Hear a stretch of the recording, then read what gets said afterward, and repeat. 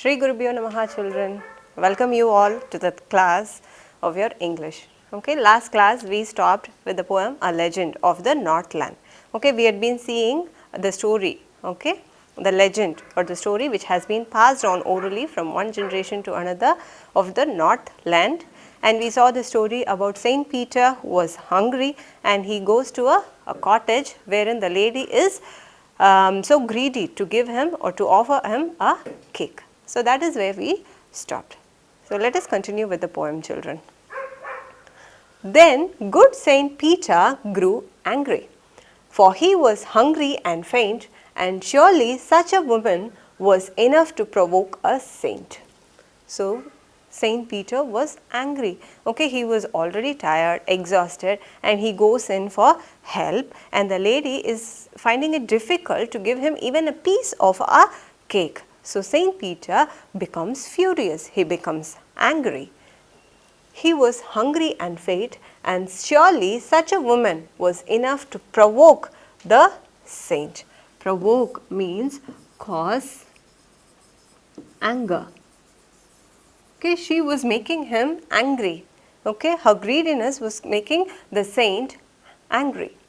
And he said, "You are far too selfish to dwell in a human form, to have both food and shelter and fire to keep you warm." So, he has become furious and he has started to speak. Okay, he is telling, you are such a selfish woman. Okay, you're being gifted, you're being a human being, God has provided you with food, shelter, warmth, everything is there, but still you are too selfish to give even a piece of cake, and you are not fit to be in a human form. To dwell means to live, and you are far too selfish to be in a human form. Okay, so even in spite of having all the resources you have, you don't have the heart to help people. So that made him angry and he asks her. So let us find out the literary devices used in this stanzas. And I hope you people will be able to find out the rhyming scheme by yourself now. Okay, it follows the same pattern. So it is A, B, C, B. And the next stanza is also the same, A, B, C, B. So, warm and form are rhyming, saint and faint are rhyming, having the same name. And find out the alliteration here children. Yeah, it was he, hungry, surely, such. Sir sound and her sound are repeating. Okay. Can you find out the enjambment here? So, what is an enjambment?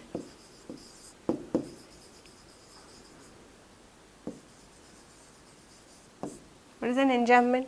When the idea of one line is passed over to the next line and there won't be any punctuation mark between the two lines. So, that is called as an enjambment. Can you find out the enjambment here? And surely such a woman was enough to provoke the saint. You could see there is no punctuation mark here splitting the two lines. Both the lines convey only one single idea. So, it is an enjambment. And similarly, you are far too selfish to dwell in a human form. Okay, that is an enjambment. Okay, children. So, that is all regarding the literary devices in these two stanzas. Now, you shall build as birds do. Now, you shall build as birds do, and shall get your scanty food and by boring and boring and boring all day in the hard dry wood.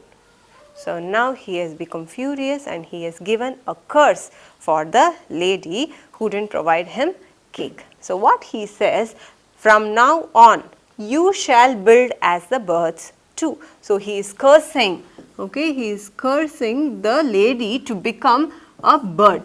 So, you shall also build, you shall also thrive like a bird and get your scanty food by boring and boring and boring. So, hereafter you are also going to be suffering. You have to put in lots of efforts to even get a small amount of food, like how you made me wait, okay, for even a bit of a cake you made me wait, though being in a human form Okay, you didn't have the quality of helping, okay, even though having lots of food. So from now on you are going to be a bird and you are also going to struggle for your food. Okay, you have to be working all day to get scanty food. Scanty means very little.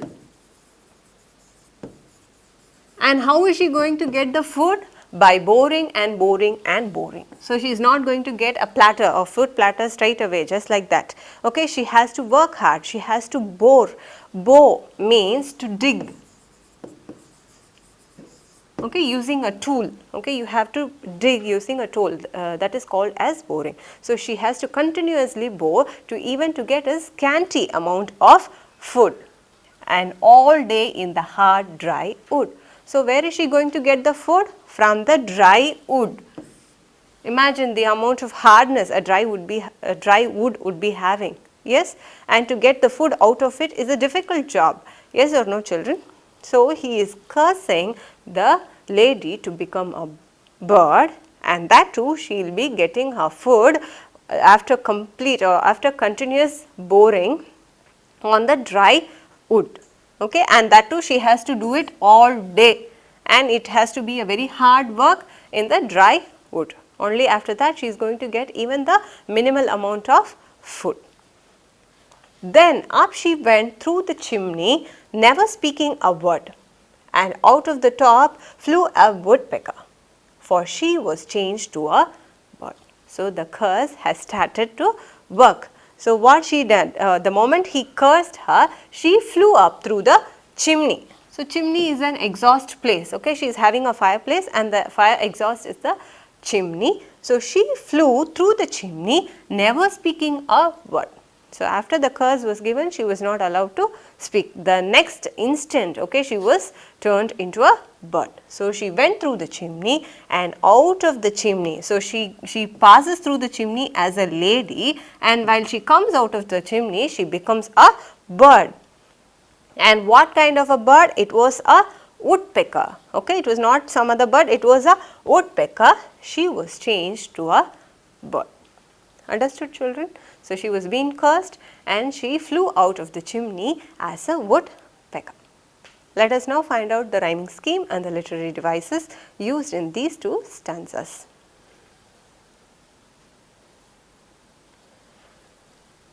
Okay. Try, children, you try and tell me now the literary devices used here. When ba sound is used, what is a literary device? The, dry wood. Then, through, the. So all these things, the sounds are repeating. It is called as alliteration.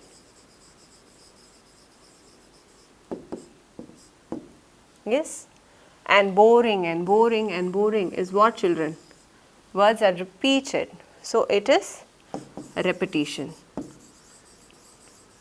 I told you repetition is used to lay emphasis. Okay? Yeah. So that is it regarding the literary devices used in these two stanzas. Let us move on to the next stanza. She had a scarlet cap on her head, and that was left the same. But all the rest of her clothes were burnt, black as a coal in the flame. So she had a scarlet cap. Scarlet means bright red. Bright red is called as scarlet. So she was wearing a red color cap on her head, and that was left the same. Okay, she had the cap while she was a lady. She was wearing a red color cap, and that cap was retained on the bird, while the rest of her clothes were burnt. So all her clothes were burnt and black as a coal in a flame. So the clothes were burnt. How it was burnt? Like a coal. Okay, how the coal would be black. Yes, it was turned. All her clothes were burnt and her body turned complete black. You could see the picture of a woodpecker here. The body is black while retaining the red color cap which she was wearing while she was a woman. Okay. And every country schoolboy has seen her in the wood, where she lives in the trees till this very day, boring and boring for food. So every country school boy. Schoolboy is the school going children, and country schoolboy means the children of the countryside or the village. Countryside or the village is called as a country schoolboy. They have seen her in the wood. Wood means forest. So the schoolboys have seen the woodpecker in the forest where she lives in the trees, in the trees even today. So even today they are able to find the bird in the wood, boring and boring for food. So how does the bird get the food? By boring and boring. Understood this stanza, children? Let us move on to the literary devices used in the stanza. Help me find out the rhyming scheme, children. Head, same, burn, flame. Same and flame are rhyming, so give the same name A, B, C. Okay. Schoolboy, wood, day, food. Wood and food are rhyming, so give the same name B. So A, B, C, B is a rhyming scheme for the two stanzas. Then find out the other literary devices. When the consonant sounds are repeating, what is the literary device used, children? Alliteration. Yes, the sound is the alliteration. Has, her is an alliteration. Trees, till, all these things are alliteration. I hope you people are making a note of it in your books. Okay, children, it is not possible to remember all these things. Please make a note. Black as a coal. So what is a literary device, children? If as or like are used, what is a literary device? Yes, it is a simile. When as and like are used for comparing, it is called as a simile. The dress is compared to the coal. Okay, it was as black, the dress was as black as a coal. So that is a simile. And boring and boring. If words are repeated, what is it called? Repetition. These stanzas are very simple and only repeated poetic devices are being used. Can you find the enjambment, children? Can you find enjambment?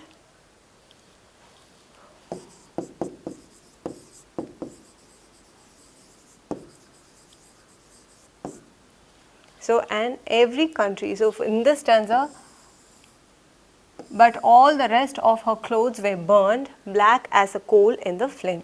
See, there is no punctuation mark separating the two lines, and both the lines convey the same idea. So it is an enjambment, and here has seen her in the wood, and every country schoolboy has seen her in the wood. These two lines are the enjambment. Understood, children? Shall we move on? So the literary devices I have told you, and this lady was turned into a woodpecker, and even today she is there in the forest boring for food. Okay, whenever the child sees an woodpecker, the parent or the elder who is near the child conveys this story. Okay, they say the story behind the woodpecker, that she was once a miserly woman who refused to feed good Saint Peter with a cake. So that story is being repeated even today, and it is passed on generations after generation like oral stories. So the literary devices we have discussed. Let us now see the summary of the literary devices, and then we will finish, children. So rhyming scheme, the entire poem, every stanza of the poem is having the same rhyme scheme A, B, C, B. So alliteration, repetition of consonant sounds occurring in the same line is called as alliteration. So that there is a list, okay, stanza wise, which are the alliteration: that, they, them, through. Okay, they, the, in the second stanza, look, like, funny, furry, fur sound is repeating, la sound is repeating. So in stanza 3, they, them, the sound is repeating, yet, you, Y sound is repeating, learn, listen, la sounds are repeating, tell, tale, t. Okay. So stanza 5, woman, was, the sound is repeating, were sound is repeating, the sound is repeated, okay, in hearth. Okay, children. In stanza 6, faint, fasting. Stanza 8, still, smaller. Stanza 9, tiny, shook. 10 is seem, small, build, birds, and boring, bur sound is repeated. So, repetition, the word away is repeated, rolled and rolled is repeated, and boring is repeated throughout the poem.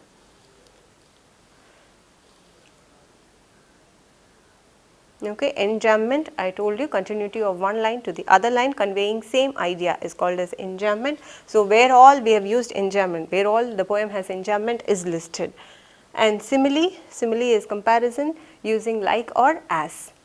So, the child are compared to the beer cups, and the cake is compared to a wafer, and the clothes are compared to, the color of the clothes are compared to the color of the coal.